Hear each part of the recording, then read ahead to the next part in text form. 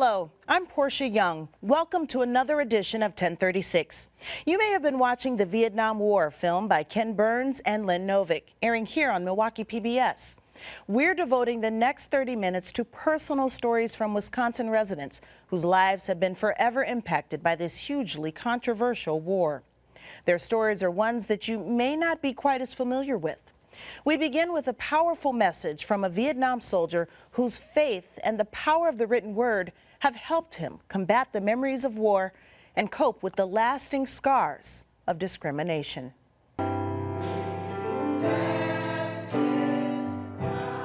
Overseeing the sound system of Providence Baptist Church and singing in the choir.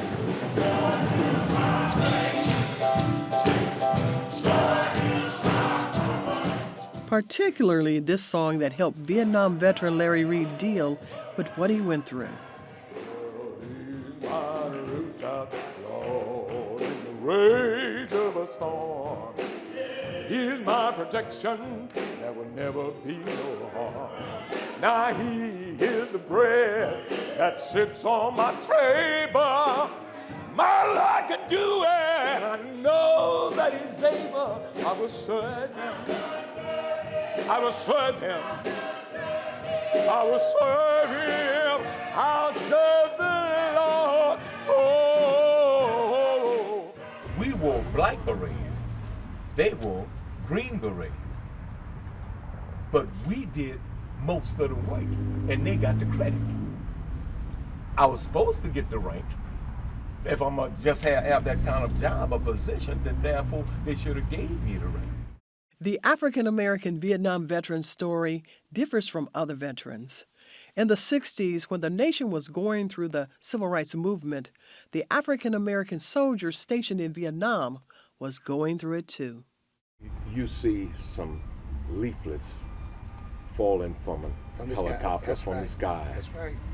And when you pick up the paper, it's saying, "Go home, black man." Propaganda, yeah. Wow. Yeah. Why are you here? Yeah. What's going on here with me is happening to your mom and daddy back home. I mean, stuff like that. Those are the type things. You going through a jungle that ain't got nothing back up in there, but you walk up on a sign that's been built that say, "Go home, black man." Mentally, you're saying, well, what is this? Vietnam veteran Larry Reed converses with other Vietnam veterans like Jimmy Westmoreland when past memories start to get the best of him. That war zone, when you hear them talk about it, it's nothing like when you live it. Reed shared what he and other black soldiers went through at the hands of some of the white U.S. soldiers. I still think about Hill 55, and I can't get it out of my mind, where they was just killing blacks. They murdered them. They beat to the death, and then they blew up a couple at King's death. And that's where I was on my way when I got stopped. That's the part of Vietnam that really sticks to me, that racial part of it, you know, the dividedness. Veteran Larry Reed enlisted into the military and arrived in Vietnam on his 21st birthday in October of 1967. I went in E1, I came out E1. But the company that I was with, you had to be almost a sergeant in order to just be there, to wear this patch. That's the Army Reconnaissance Team patch, which he was a part of and whose memories haunt him still today. Vietnam was probably about the same as it was for my grandparents in the 40s. So it was a lot of discrimination and racism, all that stuff was right there, built within the military, not the Vietnamese. So I saw a lot of the separation there, you know, over in Vietnam. Being told that I didn't need to be there, asked why am I there by the Vietnamese. I was there when Martin Luther King got killed. And the thing that a lot of them were saying, the king is dead, long live white power. They started putting black in little cages that you could probably touch from both sides and probably couldn't hardly stand up, and took the clothes away from them. and beat them. The LBJ, yeah, that was hell. But are the brothers talking? No, they swallow it. Reed has shared some of his stories with his daughter, Camila. Some of the racial issues that he's faced during his time in Vietnam, as well as the way in which that influenced the way the Vietnamese approached Black people in Vietnam. As she's seen how it's impacted her father. Watching certain movies has been difficult, or that he's had issues with certain things, or it sticks out to me that he didn't necessarily sleep at nighttime, whereas it did at the time that it was noted by us, me and my siblings. We didn't necessarily know why, but that's just who he was. Red ran down. That stopped me from drinking water when that happened. I was drinking some water that's coming down from a mountain, just as clear and clean and stuff like this. And I drank it and went up the little hill, and there's 3 dead bodies laying across that stream that I was drinking that water. It wasn't no red because they'd been there so long, it was just bodies. And from now on, whenever I pick up me a bottle of water, I can't do it when I'm by myself. I best to be around other people, and that's one health problem that I have because I don't drink enough water. I think now it's affecting me the way it affected me when I first got there until I became what I had to become in order to accept that and to be able to really do it each day. And, I had to become that, and I did. And now I deal with, it's still there, the person that I became, but the person that went over there is here also. And I feel that same fear sometime that young boy had when he first went there. And sometime I really feel, how did I accept the fact of being that and like being that I became. I became that. In order to do it, I had to like doing it. And I did. And now I ask myself, how could you like doing that? But I did it. And all of those are right here with me. I understand the impact that it's had on him, and clearly the long-standing issues that he's had with post-traumatic stress disorder. The way I deal with it, I found out that if I sit down and I started writing about some of the things that I went through, some of the things that I saw, then I could better handle it. But I find that 50 years have passed, but every now and then more still step up.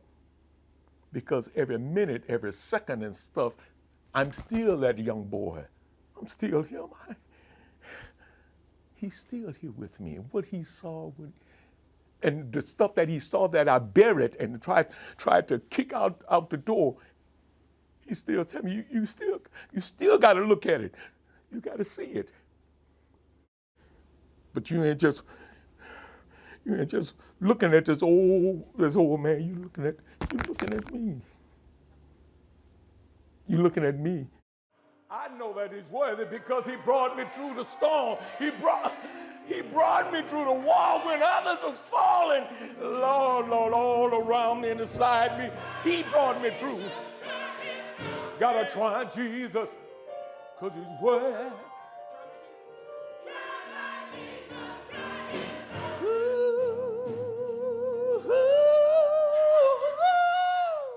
I want them to know that I did whatever my country wanted me to do. And I found that my country wasn't there for me. Just like they wasn't here in Louisiana for me. What I received coming up as a boy and saw my grandparents go through, that's what I received from the military from the time I went in.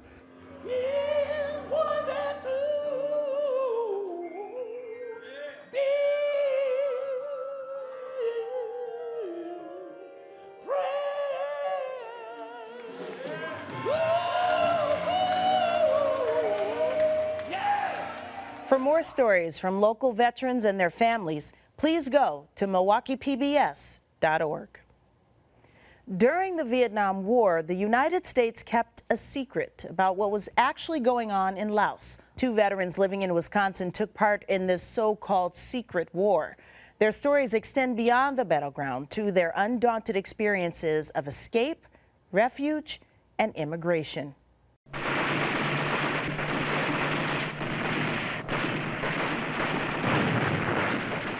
There was such high casualty that eventually, in the beginning, the secret army was made up of young men. But by 1969, 70, you would have boys, 11, 12, 13-year-olds who would be recruited to, take up arms.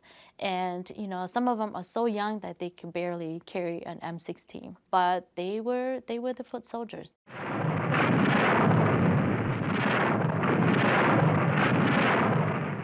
Those foot soldiers included teenagers who are now older adults, calling Wisconsin home. Secret Army Specialist Tai Vu lives in La Crosse. We are a typical teenager Hmong soldier, know very little about the war. I was about 18-year-old. Many of the older brothers, older generation than me, were fighting in the war and died. So I think we have less and less people. So it was my turn to enlist it. Radio operator Chu He, a Milwaukee resident. I enlisted because our Hmong troop and also the Americans, CIA, who came over, they need a lot of help. That help came when the United States and the Central Intelligence Agency, the CIA, directed a covert operation in the mountainous region of Laos, on the border of Vietnam, during the height of the war, through the 1960s and early 1970s. It was an attempt to destroy communist supply lines and stop the spread of communism. Legendary CIA agent Bill Lair headed the paramilitary operations in Laos and recruited Hmong General Vang Pao to assist. For 15 years, Vang Pao and his Hmong guerrillas fought alongside the Americans. They understood the region because that's where they lived. The topography, they knew the routes, the geography very well. And they were also very anti-communist, and they were fighting to protect their family. It was called a secret war only because the U.S. wasn't supposed to be there. The idea that this was a secret war it's only secret to the rest of American society, right? Or it's only a secret because, these government officials weren't acknowledging it, right? But we spent millions of dollars that Congress appropriated for Laos. Some of it geared, under the facade of economic or humanitarian support. Dr. Chia Vang knows this war story all too well. As an accomplished scholar and a professor of history at the University of Wisconsin-Milwaukee, she has interviewed many Hmong soldiers and has authored the book Hmong America. She is also an immigrant who arrived in the Twin Cities with her family when she was 9 years old. I think from a historical perspective, the ways in which I make sense of my life and I make sense of, my people's experiences is that we were caught up in all of these global political, confrontations. And we had a very unique situation because of Laos's neutrality. Without the Hmong, many American lives wouldn't have been saved. They helped save downed American pilots, many of them. And then they also were the foot soldiers, so that 40,000 American soldiers didn't have to go to Laos. One of those downed pilots was Milwaukee resident Bob Curry. I got shot down. The pilot I was with was killed. And when I landed, there was a firefight going on, and I knew it was all over because we were in Laos. I mean, the only people with guns down here were the North Vietnamese. And then it was the Hmong that came down. They had lost 3 or 4 there was a small group of 12 up on a hilltop, and they rescued me. After my dad died in action, really hurt me. Really hurt me. And I thought, oh, I'm going to fight back. I'm going to fight till my life. It's only 2 things: survive and die. We don't kill them, they kill us. After U.S. officials left Vietnam in 1973, the Hmong were largely left to fend for themselves. Many left the country after 1975 when the Communists took over Laos. But resistance fighters engaged with government troops through the mid-1980s. We fought the communist soldiers because they were coming to search and to capture. So our confrontation was mostly trying to infiltrate, cut them down, and fight them, ambush them before they get to us and to our family. So we do a lot of hit and run. The Communists forced many of the secret army soldiers into so-called re-education camps, punishing the soldiers for helping the United States and delaying reunions with family members. When I get there, they say, hey, you the number 1 of Americans, U.S. soldier. Then the day later, I was tied up, handcuffed. During the night, your feet cut. Stay sleep back. By the daytime, they came out and release you, go to work. What they're pointing to, go and fill this cracker. Go and fill with this cracker because you have the American bomb this area. That situation is very sad, come to me. And I'm going to think that how long I'm going to miss my family, when I'm going to meet them again.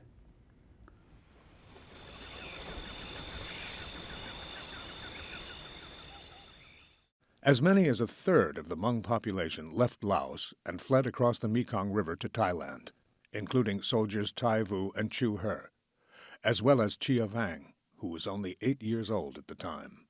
It was a difficult journey. Walking through the jungle, I don't know how to really describe it, but it's not, the jungles are so thick. You have vines, you have all kinds of thorns and all kinds of vegetation. And when you're walking without shoes in the jungle, and sometimes people are making paths as they're walking. I mean, that's exactly what happened to my family. The good thing is that people have been escaping for years before we left, right? For 1975 to 79, there have been, small paths that have been made through the jungle. So a little bit easier for us. But I remember as a child, right, you're sitting, even if it rains, you're waiting, right? And I remember having leeches. Oh, it's so hard to describe leeches sucking blood out of your leg. And as a kid, right? As a kid, you're fighting leeches in the jungle. That's how horrible it can be for people escaping. It took a year of dodging the enemy before Chu He saw his family in 1978. His mother sent him back into the rice fields to hide from the Viet Cong. It wasn't until 1983 that he and his family finally planned their escape to Thailand. My wife, my mom, they prepare a dry rice and dry meat and salt and pepper. That's all. Each time we hide a little bit and a little bit and a little bit and a little bit. so we can guard one pack for each person. Eat good for 30 days. Then we walk to Thailand. We cut a bamboo and make boat. And we cross the river at night during the winter. During winter, it's not snow or nothing like this, just cold. Yeah, I have no money.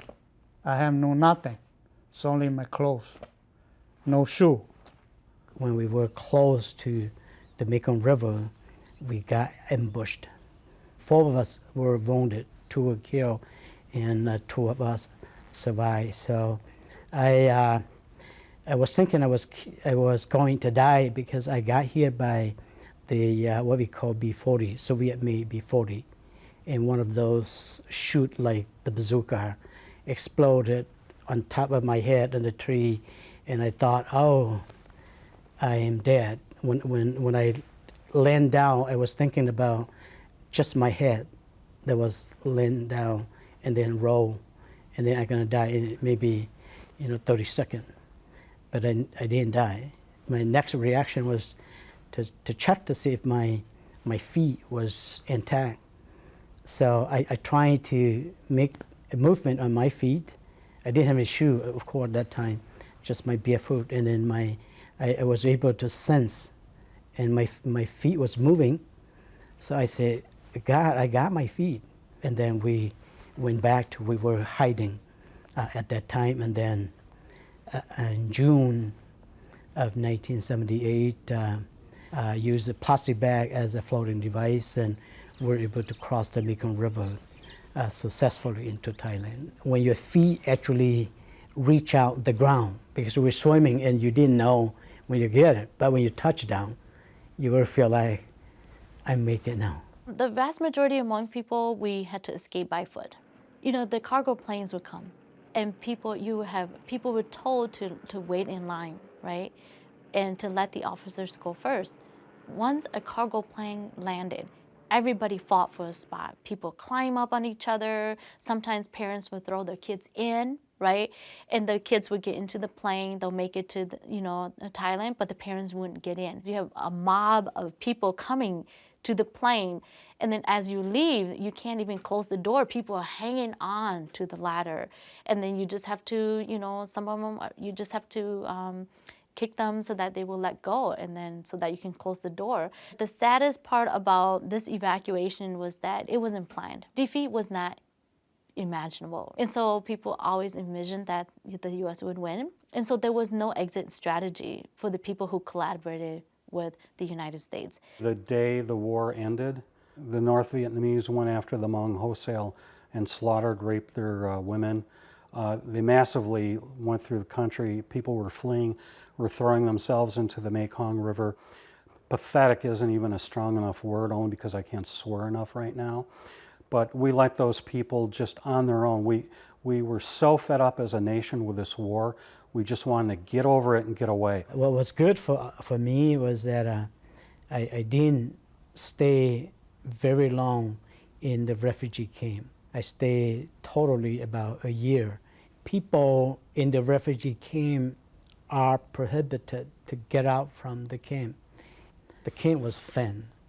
If you get out, you're being captured, you're being punished, you're being fined, and people get beat up. So you are restricted. I wrote a letter to the U.S. embassies in Thailand. I request to go to your country because during the war I have served for you and I have worked for you. For a week, he wrote me back, be patient, you will be the first one. That's all. That's all. 2.5 years, 86, 87 I was here.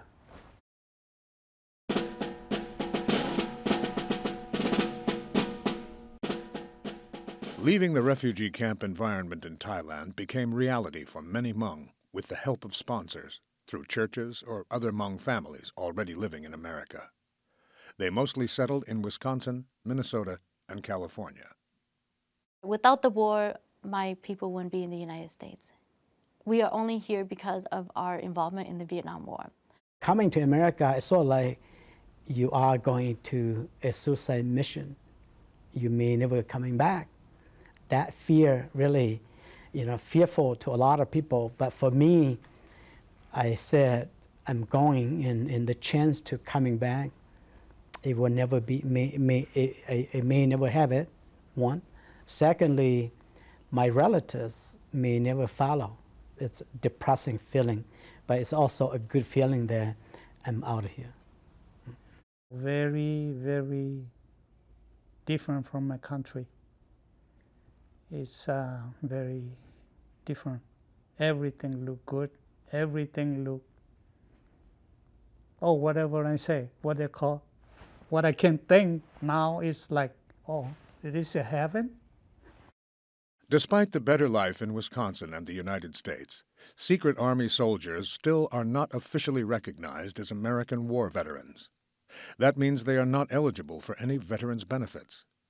Yet they are extremely grateful to this country. I belong to the Rotary in La Crosse. When the Veteran Day come, and they ask people and say, let's recognize the veterans, and people stand up. And I couldn't stand up. Officially, the United States government doesn't recognize me as a soldier.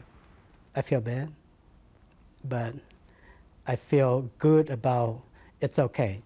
They will stand in front of the American flag and they will cry when they say the Pledge of Allegiance. And a couple times I went up and I went, how could you do this? Because of what we did to you.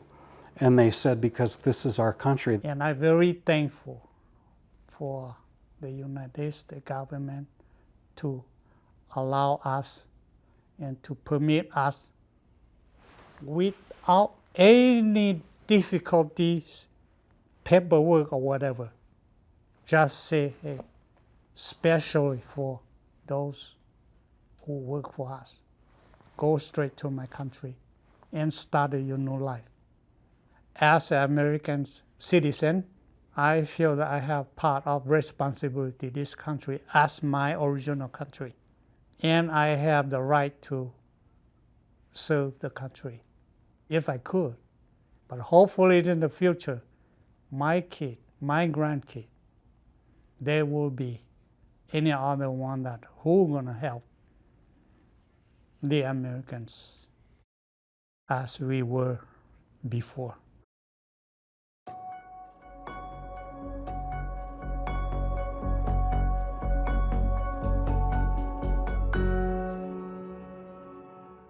We realize these stories of war and life after can be extremely difficult and upsetting for veterans as well as for their family and friends. We want to encourage anyone who may need help to reach out. Here are a couple of phone numbers to call. The first is the Lifeline for Vets. It's toll-free and answered by a real person. It's 888-777-4443. Or you can call the Veterans Crisis Line at 1-800-273-8255. We have more resources available on our website, MilwaukeePBS.org. We here at 1036 want to take this opportunity to thank all members of our military for their courage and their service. We leave you with a look from above at both the Vietnam War Memorial along Milwaukee's lakefront, as well as the Lao, Hmong, and American Veterans Memorial in Sheboygan.